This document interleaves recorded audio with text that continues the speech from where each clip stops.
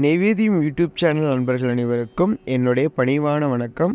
நம்மளோட யூடியூப் சேனலில் இன்றைக்கு எந்த பதிவை பற்றி பார்க்க போகிறோம் அப்படின்னா, முன்னோர்களுடைய வழிபாடு. இப்போ வரக்கூடிய தை அமாவாசை திதி வந்து ரொம்ப முக்கியமான திதி, சரிங்களா? வருடத்தில் 2 அமாவாசை ரொம்ப முக்கியம். ஒன்று ஆடி அமாவாசை, இன்னொன்று தை அமாவாசை. இந்த தை அமாவாசையில் எப்படி நம்ம வீட்டில் வழிபாடு பண்ணுறது அப்படிங்கிறத பற்றி தான் நம்ம இந்த பதிவில் பார்க்க போகிறோம். ஸோ வாங்க வீடியோக்குள்ளே போங்க. நீங்கள் இன்னும் என்னோடய சேனலை சப்ஸ்கிரைப் பண்ணாமல் இந்த வீடியோ பார்த்துட்ருக்கீங்கன்னா மறக்காமல் சப்ஸ்கிரைப் பண்ணிக்கோங்க. அப்படியே பக்கத்தால் இருக்கிற பெல் ஐக்கானை கிளிக் பண்ணிக்கோங்க. அப்போ தான் நான் போடுற ஒவ்வொரு வீடியோவும் உங்களுக்கு என்ன ஆகும்னா காமிக்கும், சரிங்களா? இப்போ நம்ம பதிவுக்குள்ளே போகலாம். முன்னோர்கள் வழிபாடு வந்து 2 வகையாக பண்ணலாம். ஒன்று, நம்ம எல்லாருக்கும் தெரிஞ்ச விஷயம், குலதெய்வ வழிபாடு. நம்மளோட முன்னோர்கள் தான் யார்? குலதெய்வம். இன்னொன்று, நம்ம வீட்டுக்கு அழைச்சி நம்ம எப்படி வீட்டில் முன்னோர்கள் வழிபாடு பண்ணுறது, அதாவது இறந்தவர்களோட வழிபாடு. நம்மளோட அப்பாவாக இருக்கலாம், நம்ம அம்மாவாக இருக்கலாம், இல்லை குழந்தைகளாக இருக்கலாம். யாரோ ஒருத்தர் தவிர்க்க முடியாத சூழ்நிலையில் சுவாமியோட திருவடி நிழலுக்கு போயிட்டாங்க அப்படின்னா அவங்களுக்கு மரியாதை செய்கிறவங்களும் அவங்களோட கஷ்டங்களை தீர்க்கிறவரும், அதாவது மேல் லோகத்தில் அவங்களை பண்ணுற கஷ்டங்கள் இதெல்லாம் நடக்காமல் இருக்காக நம்ம பண்ணுற வழிபாடு தான் என்னதுன்னா வீட்டில் பண்ணுற அமாவாசை வழிபாடு. நமக்கு தேவையான விஷயங்களை இறைவன்கிட்டருந்து கேட்டு நமக்கு அவங்க வாங்கி தர்றதுக்குமே அவங்களுக்கு இருக்கிற குறைகளை தீர்க்கறதுக்காக தான் என்ன பண்ணுறோம், இந்த முன்னோர் வழிபாடானது நம்ம வழிபாட்டை பின்பற்றிட்டு வரோம். எல்லா சுபகாரியங்களுக்கும் நம்ம என்னென்ன வழிபாடு முறை பின்பற்றுமோ அதே தான் நம்ம இந்த இதுக்கும். இது சுப வழிபாடு. பௌர்ணமி திதி எப்படி இறை வழிபாட்டுக்கு உகந்ததோ அதே மாதிரி அமாவாசை திதியானது முன்னோர் வழிபாட்டுக்கு ரொம்ப ரொம்ப உகந்தது. இந்த 2 வழிபாடுமே என்னது, சமமானது, சரிங்களா? முதல்ல அந்த விஷயத்தை தெரிஞ்சுக்கங்க. எல்லாரும் அமாவாசையில் ஐயோ அமாவாசை கேட்டாலும் அது அப்படிலாம் கிடையாது. உசிதமான திதி அப்படின்னு நம்ம சொல்லலாம். அப்படின்னா ரொம்ப உத்தமமான திதி அப்படின்னா நம்ம என்ன திதி சொல்லலாம்? அமாவாசை திதி. அதாவது சந்திரன் இல்லாமல் மறை நிலம் இரவில் சூழ்ந்து இருக்குல்ல, அது நல்ல திதி தான், நீங்கள் கவலையே படாதீங்க. அமாவாசை திதி நமக்கு தேவையானவற்றை எல்லாத்தையும் முன்னோர்கள்ட்ட பெற்றுத்தர்ற திதி என்னது, இந்த அமாவாசை திதி. சரி வாங்க நம்ம இப்போ எப்படி வீட்டில் வழிபாடு பண்ணலான்னு பார்க்கலாம். முதல்ல என்ன பண்ணுறீங்க, இந்த திதி உங்களுக்கு இதில் என்ன கன்ஃபியூஷன் வரும்னா, சாமி திதி வந்து புதன்கிழமையும் இருக்குது, வியாழக்கிழமையும் அமாவாசை இருக்குது, நாங்கள் எப்போ கும்பிட்றது, சரிங்களா?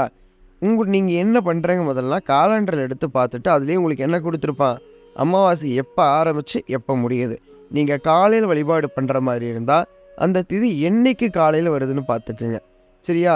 ஒரு நாளைக்கு இப்போ புதன்கிழமை காலையில் 4 மணிக்கு ஆரம்பித்து வியாழக்கிழமை காலையில் 3 மணியோடு முடிஞ்சிருக்குன்னா நீங்கள் புதன்கிழமை என்ன பண்ணிக்கங்க, வழிபாடு பண்ணிக்கோங்க.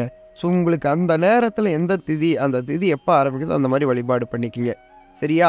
இப்போ வந்து வீட்டை என்ன பண்ணிட்டோம், அந்த திதி பார்த்தாச்சு, நம்ம என்ன பண்ணுறோம், வியாழக்கிழமை வழிபாடு பண்ணுறேன்னு முடிவாயிருச்சு.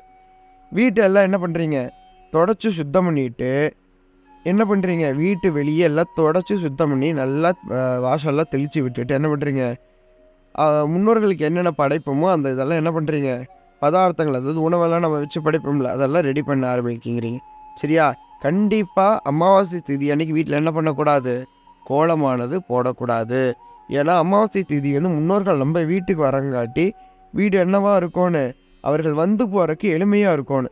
இந்த கோலங்கள் நீங்கள் வந்து நினச்சிட்டு இருக்கிற மாதிரி கோலங்கள் மட்டும் இல்லை, சில சக்தி வாய்ந்த எந்திரங்களும் என்ன மாதிரி தான் இருக்கும், நமக்கு பார்க்குறக்கு கோலம் மாதிரி தான் இருக்கும். அதனால் நீங்கள் வீட்டில் போடுற கோலம் எதுக்கு சமந்தான், இந்த எந்திரங்களுக்கு சமந்தான், சரிங்களா? அதனால் முன்னோர்கள் வந்து வீட்டுக்கு வரவிடாமல் அது என்ன பண்ணும், தடுக்கும். அதனால் அமாவாசை திதி அன்றைக்கி மட்டும் என்ன பண்ணுறீங்களா, வீட்டில் கோலம் போடுறதை மட்டும் தவிர்த்துக்குங்க, சரிங்களா? இப்போ வீட்டில் என்ன பண்ணுறோம், காலையில் எந்திரிச்சாச்சு, நம்ம குளிச்சு சுத்தம் பண்ணியாச்சு, அன்னமாளிப்பில் ரெடி பண்ணியாச்சு. அன்னமாளிப்பில் கண்டிப்பாக வாழை சம்மந்தப்பட்ட பொருட்கள் ஏதோ ஒன்றுனாச்சு இருக்கணும்.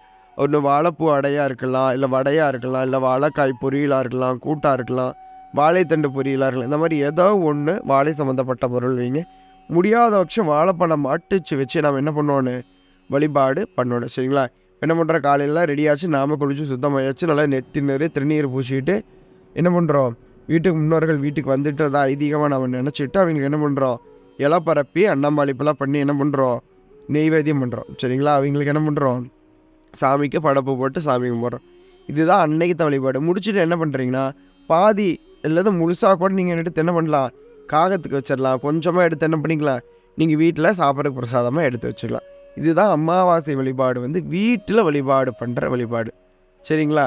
எல்லோரும் அன்றைக்கி உபவாசம் இருந்து நீங்கள் நைட்டு பண்ணுற மாதிரி இருந்தாலும் பண்ணலாம், நைட்டு பண்ணுற மாதிரி இருந்தாலும் இதுதான் ரூல்ஸ், சரிங்களா? இந்த மாதிரி வழிபாடு பண்ணுங்கள். பூஜை ரூமில் என்ன பண்ண தெரியல, ஒரு விளக்க ஒற்று ஏற்றி வச்சு வழிபாடு பண்ணால் போதும். ஏன்னா அன்றைக்கி முழுக்க என்ன வழிபாடு தான் முக்கியத்துவம், நம்மளோட முன்னோர்களோட வழிபாடு தான் முக்கியத்துவம்.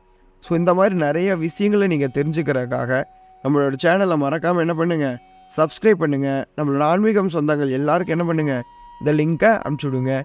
இனி வர்ற பதிவுகளில் ஒவ்வொருத்தரும் நம்ம வீட்டில் எப்படி வழிபாடு பண்ணலாம், கோயிலுக்கு போனால் எப்படி வழிபாடு பண்ணலாம், நாம் செய்கிற தவறுகள் என்ன, எது நம்ம சரியாக பண்ணுறோம், பின்னாட்களில் அது எப்படி மறுவச்சு, இந்த மாதிரி விஷயங்களை தான் நம்ம என்ன பண்ண போகிறோம்னா பார்க்க போகிறோம்.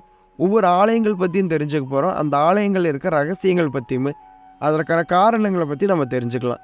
சரியா? உங்களுக்கு ஏதாச்சும் நம்ம ஆன்மீகம்ல சந்தேகம் இருந்தால் மறக்காமல் நம்மளோட யூடியூப் சேனலோட கமெண்ட் பாக்ஸில் கமெண்ட் பண்ணுங்கள். நான் கண்டிப்பாக உங்களோட கேள்விக்கு என்ன பண்ணுறேன், பதிலாக ஒரு பதிவிடுறேன். சரிங்களா? நன்றி, வணக்கம்.